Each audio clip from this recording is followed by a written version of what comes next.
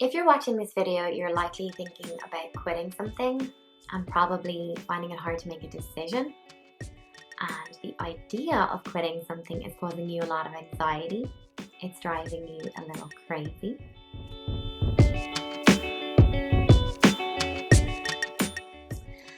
So this is pretty normal. But why do we feel so much anxiety when we're thinking about quitting something? It doesn't really make sense because all quitting is stopping doing something. But I do think there are two major reasons that cause this anxiety for us. Reason number one is there is a lot of stigma and shame associated with quitting in our society. On a basic level, we're taught that persistence means success and quitting means failure. That moving forward means progress and stopping is defeat. We're taught that if we quit something or if we throw in the towel, we're weak or a loser.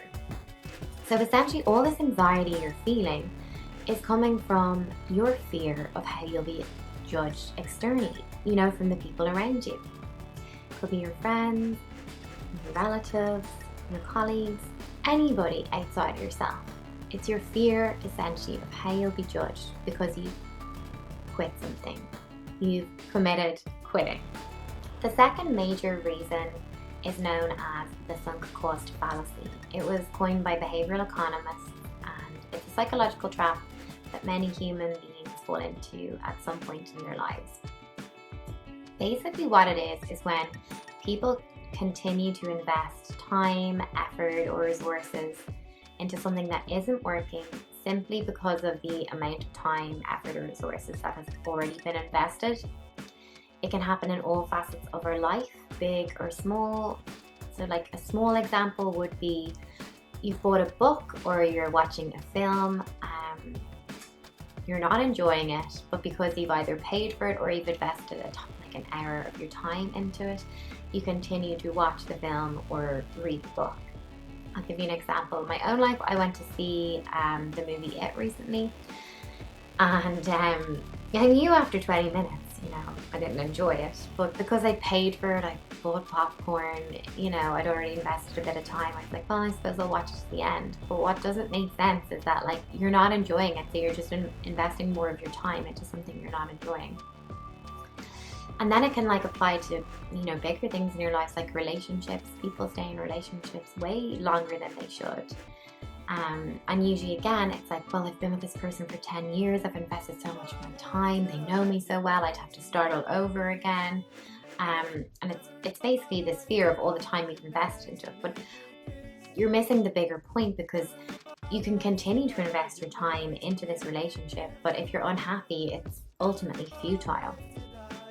So how do we overcome the anxiety? So I think the most important thing to remember is life is supposed to be enjoyed. And quitting something isn't weak. In fact, I think it's really, really brave.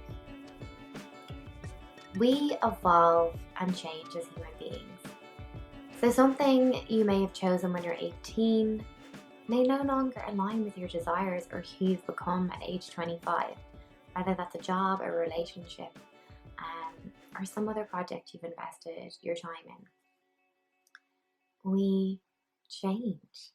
We usually make the best decision we can at the time with the information we have and the level of awareness we have about ourselves.